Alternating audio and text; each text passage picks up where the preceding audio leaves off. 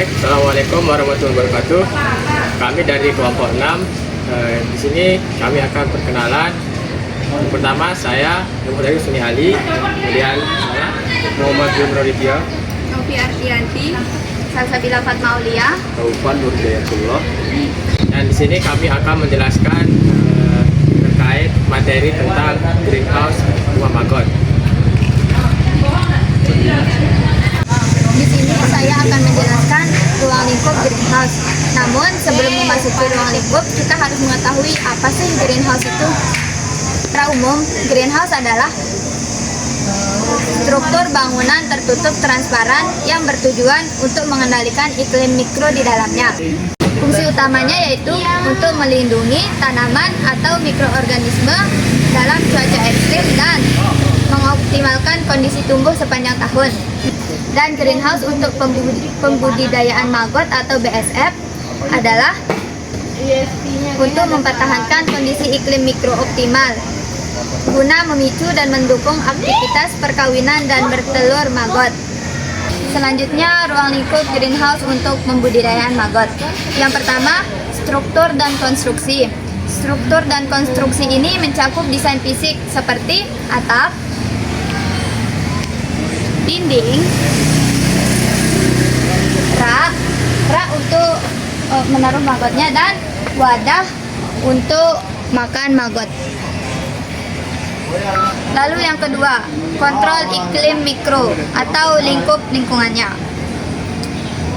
Kontrol iklim mikro berfungsi untuk mempertahankan suhu optimal, untuk menjaga suhu udara ideal yang digunakan untuk maggot antara 28 derajat Celcius hingga 32 derajat Celcius yang menjadi pemicu untuk aktivitas kawin. Yang kedua, memastikan pencahayaan tinggi. Memastikan lalat dewasa untuk menerima sinar matahari yang cukup karena BSF bersifat fotofilik atau menyukai cahaya untuk berinteraksi dan bertelur. 3. Aplikasi dan operasional. Aplikasi dan operasional yaitu fokus output. Fokus output yaitu ruang lingkup utamanya menghasilkan telur BSF atau oviposition yang kemudian dipindahkan ke tempat pembesaran maggot. Yang kedua, penempatan. Menyediakan tempat kawin seperti wadah ini dan media pancing telur seperti papan kayu. Saya akan menjelaskan jenis-jenis bangunan pertanian yang digunakan untuk BSF. Yang pertama, desain struktur. Biasanya menggunakan hop house seperti yang ada di sana, melengkung atau gable greenhouse, atap segitiga dengan skala kecil hingga menengah. Yang kedua, bahan penutup kunci menggunakan plastik UV seperti yang bisa dilihat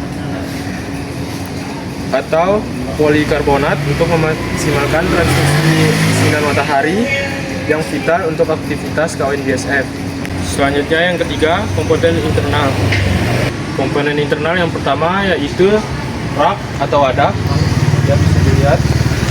Pemeliharaan larva jika maggot dan lalat dalam satu bangunan. Yang kedua, media kawin, misalnya jaring-jaring atau papan. Yang ketiga, penampungan limbah atau sampah organik seperti. Setelah itu, saya akan menjelaskan perbedaan fungsi. Tegaskan bahwa greenhouse ini berfungsi sebagai kandang kawin lalat. Sementara fase larva atau maggot biasanya membutuhkan tempat yang lebih teduh dan berventilasi. Baik, di sini saya akan menjelaskan tentang unsur lingkungan pertanian mikro dan makro pada budidaya BSF atau black soldier fly. Yang pertama yaitu lingkungan makro, yaitu faktor di dalam tempat budidaya BSF ini. Yang paling penting adalah suhu udara. Suhu idealnya antara 28 sampai 32 derajat Celcius karena suhu sangat penting, sangat berpengaruh pada proses perkawinan lalat BSF. Lalu ada kelembapan udara relatif sekitar 60-70% untuk menjaga daya aktivitas telur dan aktivitas lalat. Selain itu, intensitas cahaya juga penting. cahaya harus cukup tinggi dari sinar matahari langsung, karena kalau kurang terang, lalat BSF akan enggan kawin. Kemudian ada ventilasi juga harus diperhatikan agar udara tetap segar dan panas tidak menumpuk. Oke, selanjutnya kita langsung ke bagian lingkungan makronya. Ini kita sudah berada di lingkungan makronya, yang dimana lingkungan makro ini berasal dari luar greenhouse. Yang pertama ada sinar matahari. Jadi lokasi greenhouse harus bisa dapat cahaya matahari langsung supaya proses di dalam berjalan maksimal. Lalu ada kecepatan angin atau ventilasi alami yang berfungsi untuk membantu sirkulasi udara dan mencegah suhu di dalam greenhouse jadi terlalu panas.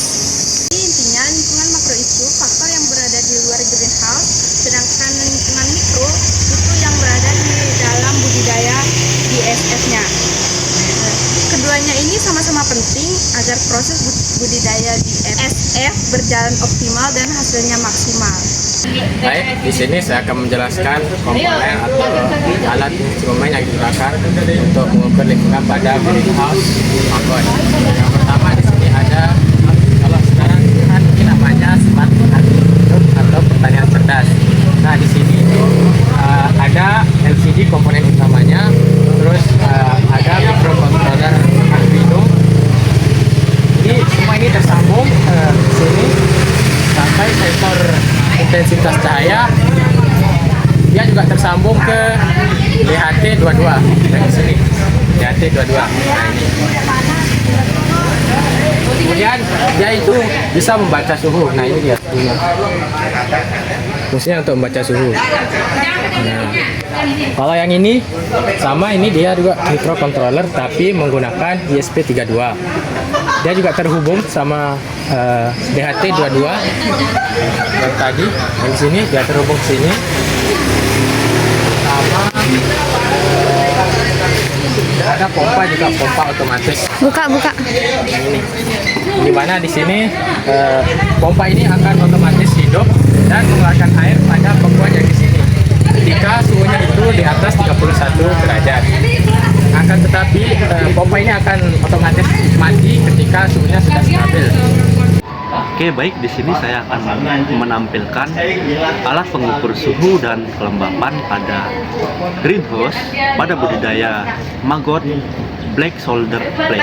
Di sini dapat dilihat bahwa suhu dari greenhouse ini yaitu 29,6 Celcius dan kelembapannya yaitu 87%.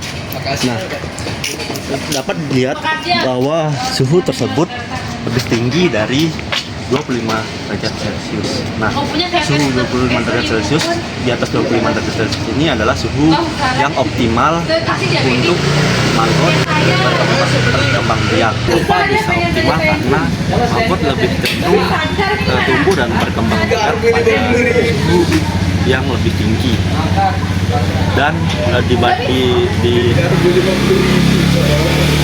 jika dikombinasikan dengan kelembapan yang sesuai kisaran 60-80%.